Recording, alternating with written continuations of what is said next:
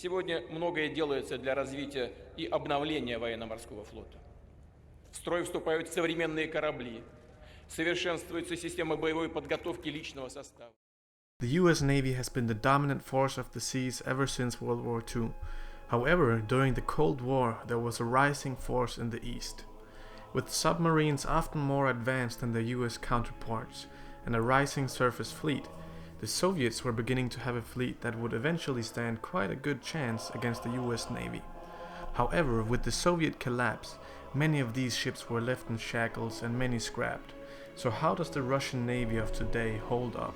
Whilst we certainly do see the Russians flex their naval might in the Mediterranean and the Black Sea, their shipyard output is sadly falling behind to a lot of other modern countries like South Korea, Britain, India, and especially Japan. The Russian Navy has for a long time been considered as the second strongest navy in the world, but that spot has undoubtedly been taken by the Chinese. Now the question is, can they even hold the spot as the third strongest?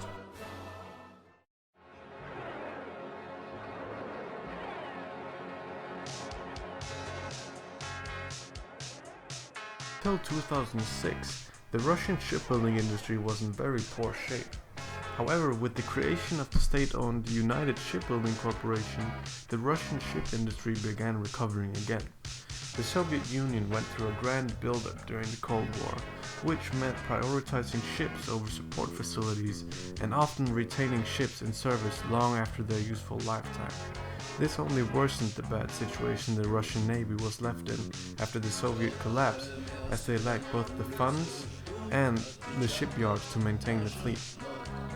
Maintenance of Russian Navy ships has severely improved since Soviet collapse, even though the floating dry dock that was being used to refit the Kuznetsov carrier sunk. Her maintenance/modernization work is now underway again, contrary to popular belief. The Russian Navy also has one Kirill-class battlecruiser undergoing a total refit. This battlecruiser will receive a complete refit of electronic systems and the ability to now fit P-800 supersonic anti-ship missiles. This Kirill-class battlecruiser, which is named the Admiral Nakhimov, will join the Pacific Fleet once her refit is done, and once she is completely done, the Pyotr Veliki, which is now in service with the Northern Fleet, will take her place, and she will then also receive a total refit.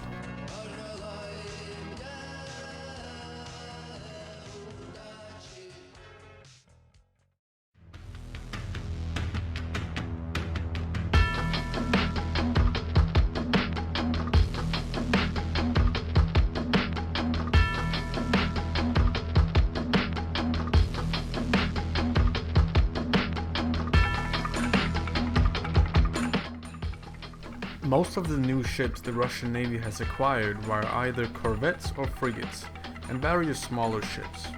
And now it's important to mention that the Russian corvette construction program has been very effective, adding 50 new modern corvettes to the Russian fleet since 2011. 5 of these are of the Starogushi class, which are most likely some of the most heavily armed corvettes in the world right now, with astounding anti-ship capabilities. I think it would also be fair to say that the Starogushi has been the most successful ship procurement program for the Russian Navy since Soviet times. It should be mentioned that these corvettes are 2,200 tons and would be designated as frigates by most Western navies. 7 of these are of the Buyan M class. These are very similar to the Starogushi class, however they are much smaller and have the capability to enter rivers. Therefore, they are of course less armed as Starogushis, but built for the same role of anti-ship warfare. 4 Karakurt corvettes have also been launched, built for the same role as the aforementioned 2, however with a more stealthy design taken in mind. These will all help strengthen the defense of Russian shorelines, and the Starogushi class will also be very capable in Russian power projection afar, the Buyan M and Karakurt less so. 3 new Admiral Grigorovich class frigates have been commissioned, with 1 more to be ready this year. The main role of these ships is air defense, escorting other fleet vessels and anti-submarine warfare. They are fitted with supersonic, anti-ship and land attack missiles, and have 36 missiles ready for any aerial threat within 40 kilometers. Along with these 2, two Admiral Gorshkov frigates have been launched. These are a good example of a multi-role frigate which can do everything from anti-ship warfare, attacking land targets, escort missions, and anti-air warfare. Both of these classes have suffered from big delays due to their turbines being based on Ukrainian models, and now that these are no longer available due to sanctions imposed on Russia by Ukraine. However, new turbines are being created to replace the former Ukrainian models, and production should proceed at regular pace after 2020. In regards to submarines, the Russian Navy has received 4 Bore-class ballistic missile submarines, which are designed to carry the new Bulava missile to replace the aging R-39 UTTH missile-carrying submarines. The Bore is the first ever Russian submarine to use pump jet propulsion, and the noise level has been recorded as being 5 times lower than the older Akula-class submarine. It should be noted that there has been a dispute between the Russian Ministry of Defense and Sevmaz shipyards, which is the main reason why the class has been delayed. The Bore class is also fitted with 6 anti-ship missiles with a range of 45 kilometers. Currently, there are 4 Bore missile-class submarines under construction.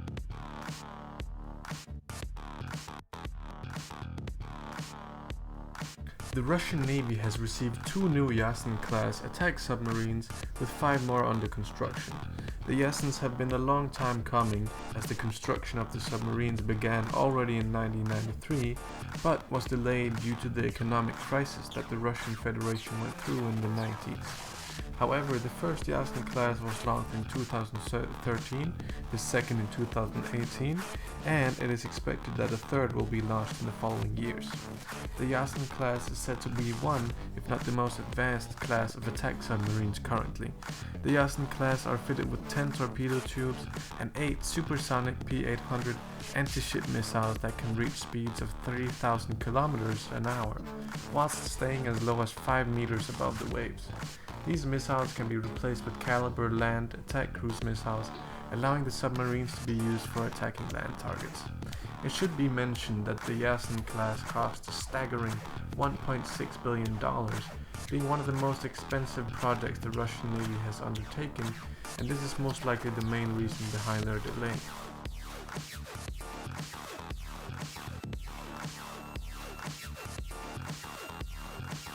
Final class of submarines the Russian Navy has also received lately are the improved Kilo-class attack submarines. These submarines are neither fast nor deep divers, however they are extremely quiet. The engine of the Kilo class is based on a rubber platform, preventing it from causing vibrations through the hull, and is also coated with a rubbery coating to deaden noise. The air regeneration system allows the submarines to stay underwater for nearly 2 weeks without resurfacing. The improved Kilo-class submarines are capable of carrying the impressive Caliber cruise missile that we've talked about earlier in this video. So far, the Russian Navy has received 6 improved Kilo-class submarines over the last 10 years and have an additional 2 under construction, which are most likely to be done next year. It's important to mention that the Russian Navy has received 2 large patrol ships of the Project 22160 class. Their main purpose is quite self-explanatory, however they pack quite a serious punch for their role and have the capability to be fitted with Caliber missiles. It has the capability to launch an armored rib quickly from the stern, and in addition also has a helicopter hangar. All this taken together makes the 22160 capable of much more than just patrolling Russian coasts, and I suspect we will definitely see it take part in future anti-terrorist operations and perhaps special forces operations. Along with that, the Russian Navy has received 2 new Ivan Gren class landing ships, which can carry either 13 main battle tanks or 36 APCs. The Russian Ministry of Defense expects to build 3 more of these with a modified design.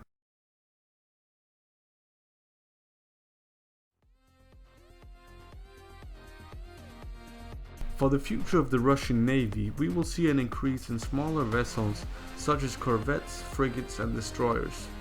Whilst we've seen the concept design of the Storm supercarrier and the Leader-class destroyer, these are most likely not to be built anytime soon, as the Russians are most likely to prioritize construction of smaller, more important vessels.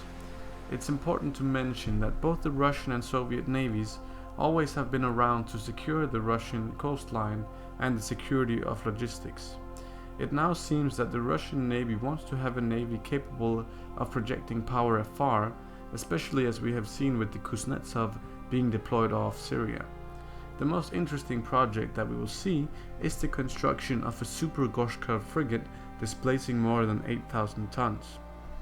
Funding for these has actually been allocated in the 2017 armament plan of the Russian forces, in contrast to the Leader class and Storm supercarrier. Most of the big Russian shipyards in the north have been occupied with replacing the aging nuclear icebreaker fleet, so we should see an increase in effectiveness for the Russian ship procurement. For now, the Russian fleet still stands impressive, but we will definitely see her fall behind until Russian ship procurement gets more effective.